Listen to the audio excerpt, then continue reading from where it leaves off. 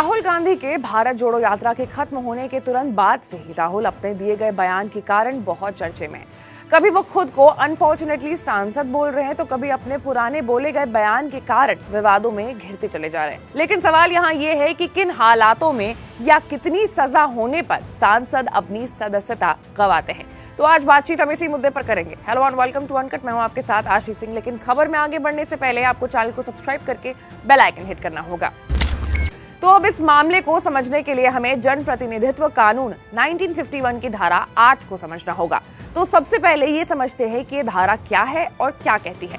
जनप्रतिनिधित्व अधिनियम 1951 की धारा 8 दोषी राजनेताओं को चुनाव लड़ने से रोकती है, लेकिन ऐसे नेता जिन पर केवल मुकदमा चल रहा हो वो चुनाव लड़ सकते हैं। इस बात से कोई फर्क नहीं पड़ता कि उनके ऊपर कितना गंभीर आरोप लगा है।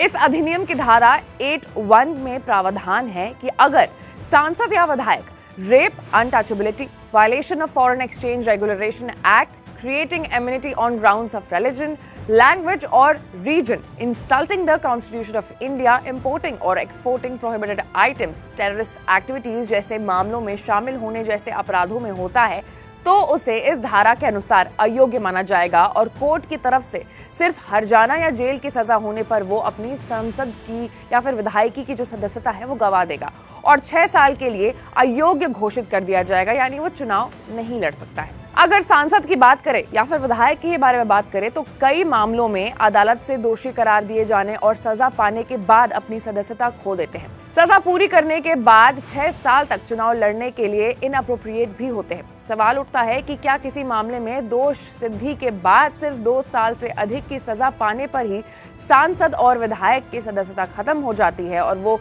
6 साल तक चुनाव लड़ने के लिए अयोग्य हो जाता है? ऐसा नहीं होता है। दरअसल कुछ मामलों में सिर्फ दोषी पाए जाने और फाइन देकर छूट जाने के बाद भी सांसद या फिर विधायक की सदस्यता खत्म हो जाती है। अब इस पूरे मामले को समझने के लिए इस अधिनियम के बाकी के जो प्रावधान हैं वो भी समझना जरूरी है।